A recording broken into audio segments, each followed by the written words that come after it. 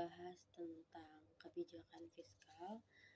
Yang pertama kita bahas pendahuluan dulu.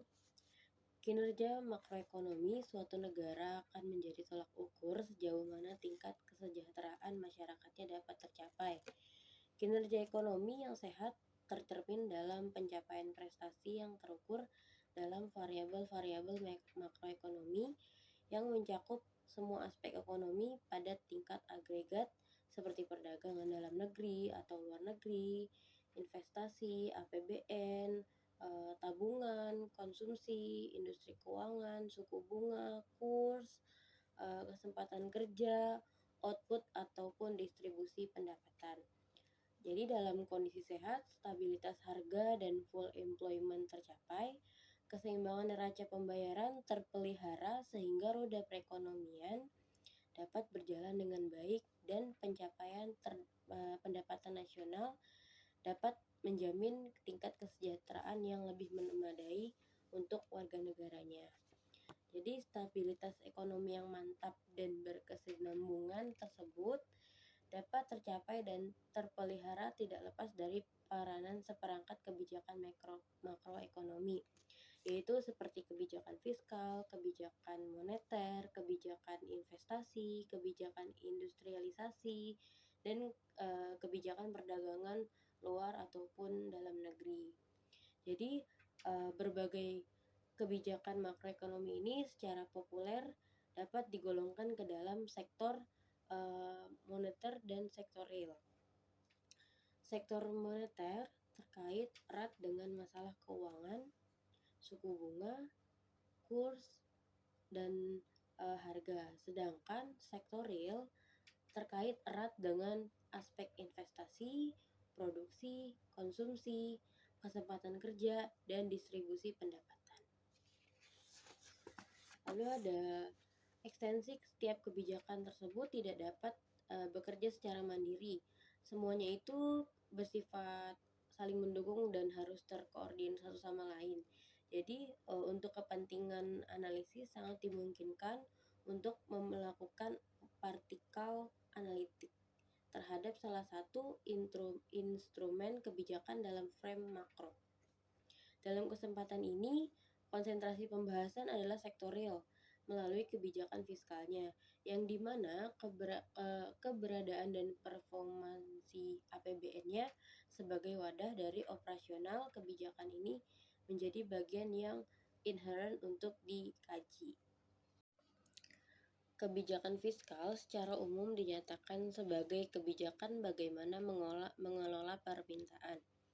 Pada tataran operasional, kebijakan fiskal ini merupakan salah satu instrumen kebijakan pemerintah dari sisi pemerintahan berkaitan dengan besaran anggaran seperti struktur pajak, belanja pemerintah, dan subsidi yang dapat dipakai untuk mencapai target output, angka pengangguran, dan inflasi pada level tertentu. Dengan demikian, tujuan dari kebijakan fiskal ini yang tentunya bersama-sama dengan kebijakan moneter adalah untuk memelihara output mendekati flow employment dan stabilitas tingkat harga atau keseimbangan internal untuk kasus perekonomian tertutup. Jadi munculnya excess demand akan menyebabkan inflasi, sedangkan ketidakcukupan dalam permintaan akan menimbulkan pengangguran secara temporer dan deflasi. Berdasarkan arah perubahan nilai variabel target yang menjadi tujuan kebijakan, ada kebijakan yang bersifat ekspansi dan kontraksi. Kebijakan ekspansi yaitu kebijakan ekonomi makro yang mempunyai tujuan untuk memperbesar kegiatan ekonomi yang umumnya diambil pada masa-masa perekonomian menghadapi banyak pengangguran dan kapasitas produksi nasional yang belum dalam pemanfaatan penuh. Sedangkan kebijakan kontraksi sebaliknya, yaitu mempunyai tujuan untuk menurunkan kegiatan ekonomi yang umumnya dilakukan pada masa-masa kegiatan ekonomi dalam perekonomian keadaan overemployment, yaitu keadaan di mana permintaan agregat melampaui besarnya kapasitas produksi nasional. Resource allocation untuk mempengaruhi alokasi sumber ekonomi dan mekanisme harga. Jadi dibutuhkan resource allocation itu. Dalam konteks ini, tujuan fiskal untuk menemukan keseimbangan yang tepat baik dalam bentuk real maupun dalam bentuk nilai nominal di antara alokasi sumber-sumber ekonomi untuk sektor publik dan opportunity cost, pengalihan sumber-sumber ekonomi dalam penguasaan pihak swasta. Jadi untuk menghindari dari penguasaan pihak swasta itu sendiri. Untuk melakukan proses redistribusi kekayaan dan pendapatan antar golongan ekonomi dalam masyarakat. Dalam konteks ini, untuk memperoleh keseimbangan antar individu dalam pendapatan bersih, untuk menentukan arah pertumbuhan dan kestabilan ekonomi nasional, ini sering dikaitkan dalam perubahan-perubahan output agregat, pendapatan, atau penyerapan tenaga kerja dan harga-harga umum. Tugas kebijakan fiskal adalah mendesain tindakan-tindakan yang akan melancarkan pemanfaatan secara penuh sumber-sumber nasional, baik sumber daya alam, sumber daya manusia, maupun sumber keuangan. Lalu saya akan membahas tentang peranan kebijakan fiskal dalam perekonomian Indonesia sejauh ini. Yang pertama ada APBN, Anggaran Pendapatan dan Belanja Negara, yang dimana merupakan wadah kebijakan fiskal diformulasikan dan dijabarkan secara legal sebagai kebijakan pemerintah. Sampai tahun anggaran 1999, APBN Indonesia disusun atas dasar 3 prinsip, yakni yang berimbang, dinamis, dan fungsional dengan format T-account. Berimbang adalah sisi penerimaan sama dengan sisi pengeluaran. Jadi sisi pengeluaran dan sisi penerimaan itu harus imbang. Sedangkan yang dimaksud dengan dinamis yaitu diharapkan terjadinya peningkatan jumlah atau tabungan pemerintah dari tahun ke tahun dan semakin kecilnya persentase ketergantungan pembiayaan terhadap bantuan luar negeri atau BLN.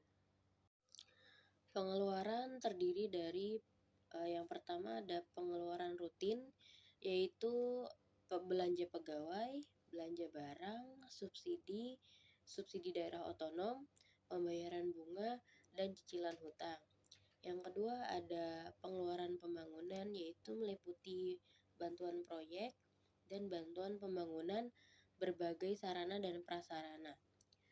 Sedangkan penerimaan terdiri dari yang pertama ada penerimaan migas atau non-migas, yaitu penerimaan pajak dan non-pajak. Yang kedua ada penerimaan pembangunan. Penerimaan pembangunan di sini tidak lain adalah hutang luar negeri, tapi pemerintah waktu itu menggunakan bahasa halus bantuan luar negeri. Peran pemerintah melalui kebijakan fiskal dalam fungsi alokasi, distribusi, dan stabilisasi perekonomian pada masa krisis sangat dominan. Yaitu dalam 3 tahun terakhir, pemerintah menjadi motor utama dalam menggerakkan perekonomian agar dapat kembali ke posisi sebelum krisis. Karena sektor swasta belum dapat berperan secara optimal dan maksimal. Namun secara bertahap, langkah-langkah pemulihan dalam perekonomian Indonesia mulai menampakkan hasil pada tahun 1999. Yaitu beberapa indikator makroekonomi menunjukkan kinerja yang membaik dibandingkan dengan tahun 1998. Seperti contohnya, yang pertama ada tingkat inflasi turun menjadi 20,5% dari 57,5%. Yang kedua ada tingkat pertumbuhan ekonomi mencapai 0,2% dari minus 13,2%. Yang ketiga ada laju pertumbuhan pengeluaran konsumsi pemerintah menjadi 0,7% dari minus 15,4%. Lalu yang keempat, ada laju pertumbuhan pengeluaran konsumsi swasta menjadi 1,5% dari minus 3,3%. Jadi secara langsung perbaikan kinerja makroekonomi tersebut berpengaruh terhadap struktur APBN di Indonesia. Sesuai dengan semangat reformasi dan tuntutan transparansi, format APBN Indonesia dirubah menjadi e-account mengikuti standar GFS, yaitu Government Financial Statistics, dan tahun anggaran berubah menjadi tahun kalender. Sehingga untuk APBN tahun 2000 mencangkup periode dari 1 April sampai 31 Desember tahun 2000. Jadi kebijakan fiskal ini merupakan salah satu instrumen kebijakan pemerintah dari sisi permintaan berkaitan dengan besaran anggaran yang meliputi struktur pajak, belanja pemerintah, dan subsidi yang dapat dipakai untuk mencapai target output, angka pengangguran, dan inflasi pada level tertentu. Kebijakan fiskal secara utuh berada dalam jalur pemikiran Keynes, bahwa dengan adanya ekspansi fiskal dapat mendorong terjadinya growth, suku bunga naik, pengangguran turun, dan tentunya inflasi. Jadi kebijakan fiskal sangat efektif merubah keseimbangan makroekonomi, dan tentunya untuk kasus di Indonesia, kebijakan fiskal melalui perubahan GEXG atau yang disebut dengan pertumbuhan pengeluaran memiliki dampak yang jauh lebih besar terhadap kinerja makroekonomi di perekonomian Indonesia dibandingkan dengan kebijakan moneter dan perdagangan internasional. Dan APBN di Indonesia sebagai wadah operasional kebijakan fiskal selama ini, selama periode menjelang krisis yang menganut prinsip berimbang, berujung pada tingginya ketergantungan terhadap hutang luar negeri. Jadi beban utang di luar negeri itu merupakan salah satu penyebab terjadinya krisis ekonomi di Indonesia. Dan selama periode krisis dan pemulihan, APBN Indonesia selalu dihadapkan pada kondisi defisit yang dimana dalam pembiayaannya kembali melibatkan hutang-hutang baru dan privatisasi BUMN, serta mengoptimalkan peranan BPPN sebagai agen pemulihan ekonomi di Indonesia. Kondisi perekonomian di Indonesia menjadi tema sentral dalam kehidupan sehari-hari. Tingginya laju inflasi dan pertumbuhan ekonomi yang terjadi selama ini secara keseluruhan memiliki dampak yang berarti bagi kesejahteraan masyarakat di Indonesia. Terjadinya krisis ekonomi pada tahun 1997 sampai 1998 dan terbentuknya otonomi daerah yang mulai diberlakukan pada tahun 1999 di setiap daerah menyebabkan kondisi perekonomian di Indonesia mengalami perubahan, seperti adanya kenaikan bahan bakar minyak dan sembako, serta pertumbuhan ekonomi yang kurang stabil mengharuskan pemerintah untuk bekerja keras dalam menstabilkan kondisi krisis ini. Jadi kebijakan-kebijakan yang telah dilakukan pemerintah dalam mengendalikan laju inflasi yang tinggi dan pertumbuhan ekonomi, yaitu dengan kebijakan moneter dan kebijakan fiskal. Kebijakan moneter yang mengacu pada kebijakan otoritas moneter memiliki peranan penting dalam pembangunan ekonomi. Otoritas moneter yang dipegang oleh Bank Sentral berfungsi untuk mengatur jumlah dan alokasi uang yang beredar, serta mempengaruhi tingkat bunga untuk mencapai sasaran ekonomi makro. Sasaran pokok dalam kebijakan moneter Bank Indonesia ini berfokus pada tujuan mencapai dan memelihara stabilitas rupiah di Indonesia. Dimensi internal dari memelihara kestabilan nilai rupiah diantaranya dengan mengendalikan laju inflasi yang tinggi dalam negeri, yang pada akhirnya juga berpengaruh terhadap pertumbuhan ekonomi. Bank sentral menetapkan target inflasi yang akan dicapai sebagai landasan bagi perencanaan dan pengendalian sasaran-sasaran moneter. 4 instrumen yang diberlakukan oleh Bank Sentral dalam kebijakan moneter adalah adanya cadangan wajib, operasi pasar terbuka, fasilitas diskonto, dan imbauan. Jadi keempat instrumen ini digunakan untuk mencapai indikator moneter, yakni suku bunga dan uang beredar, di mana indikator tersebut digunakan untuk mencapai itu semua dan telah ditetapkan oleh pemerintah. Target akhir dari kebijakan moneter tersebut adalah menstabilkan harga, kesempatan kerja, pertumbuhan ekonomi, dan neraca pembayaran. Jadi dengan adanya kebijakan moneter melalui instrumen ini diharapkan dapat tercapai suatu kondisi perekonomian yang stabil dan aman di negara Indonesia.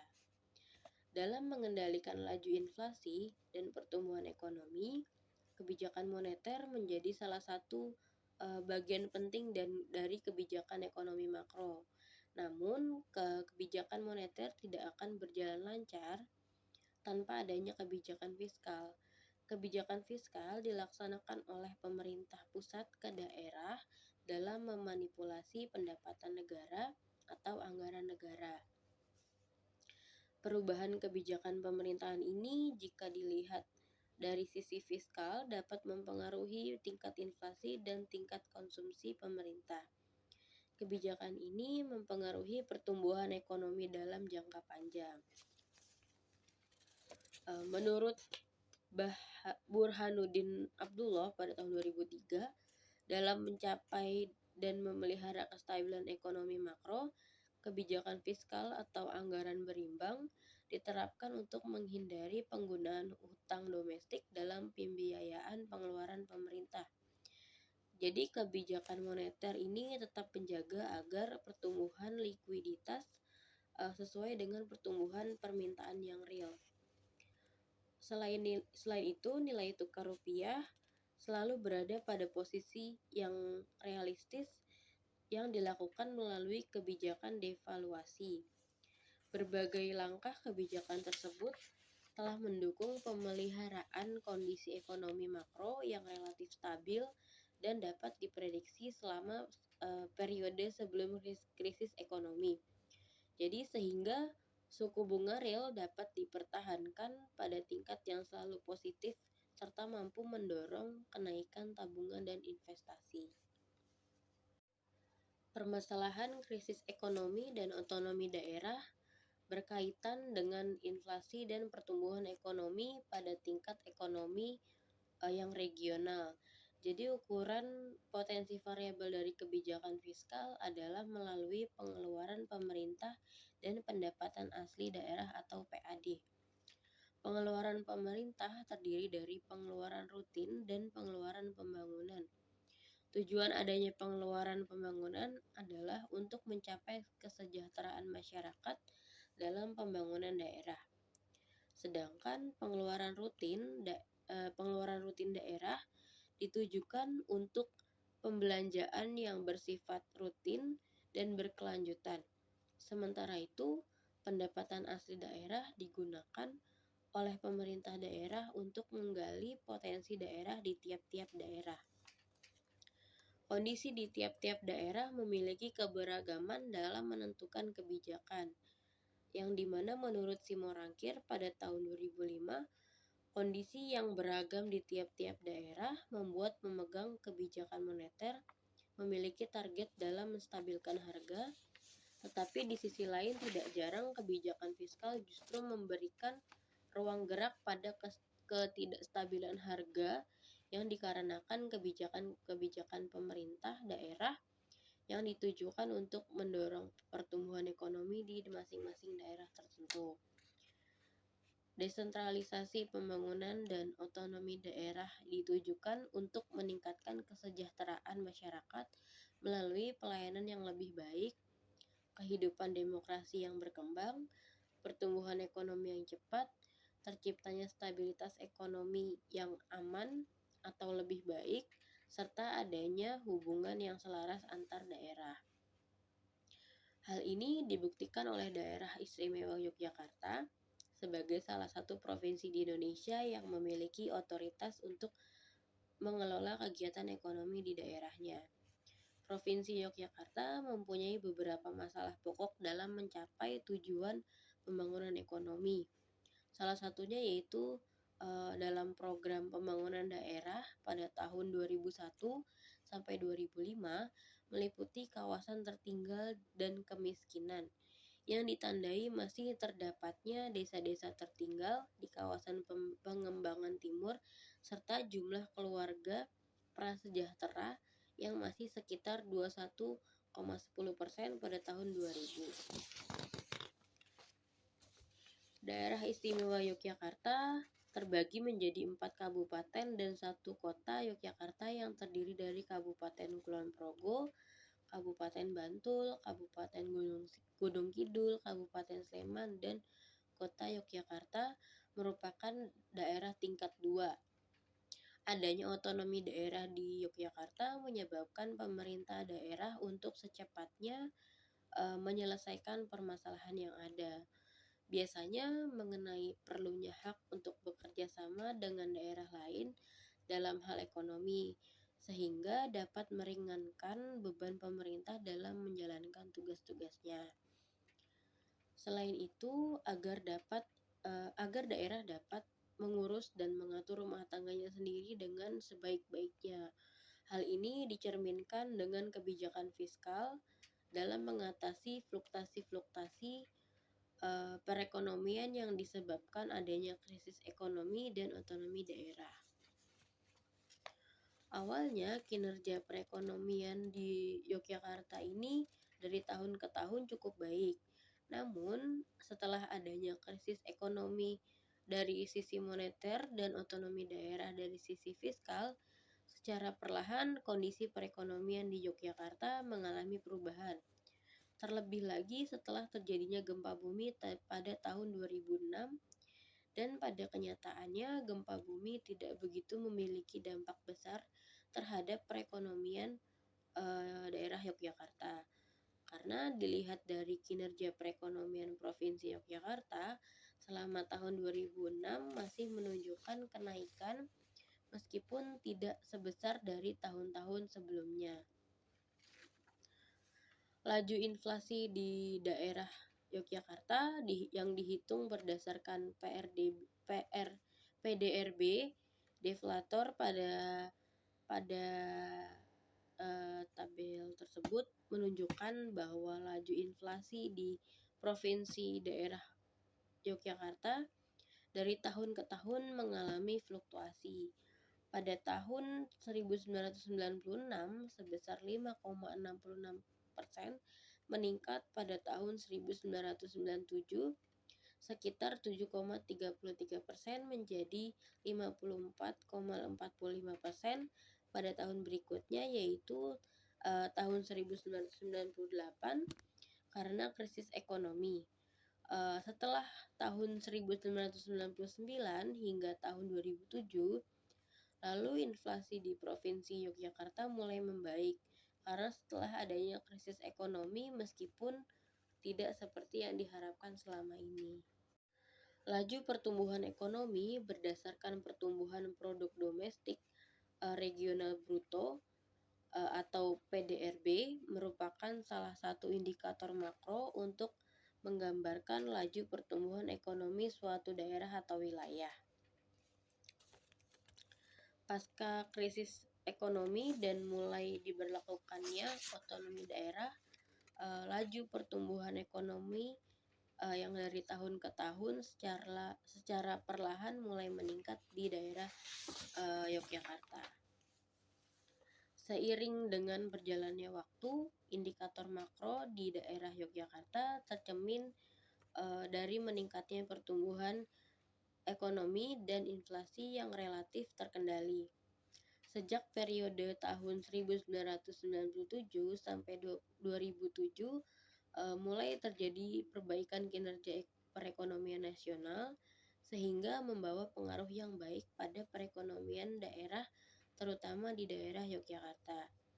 Dalam ruang lingkup regional, tujuan pembangunan disebut di setiap daerah itu sendiri adalah untuk menjaga stabilitas harga dan pertumbuhan ekonomi.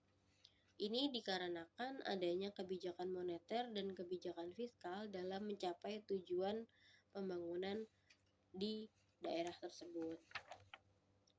Jadi, variabel yang digunakan sebagai indikator kebijakan moneter adalah suku bunga real dan pihak ketiga yang merupakan salah satu variabel jumlah uang yang beredar dari sisi penawaran dan kredit dari sisi permintaan uang, sedangkan variabel yang digunakan sebagai indikator dari kebijakan fiskal di daerah Yogyakarta adalah pendapatan asli daerah dan pengeluaran pemerintah yang terdiri dari pengeluaran rutin daerah dan pengeluaran pembangunan daerah.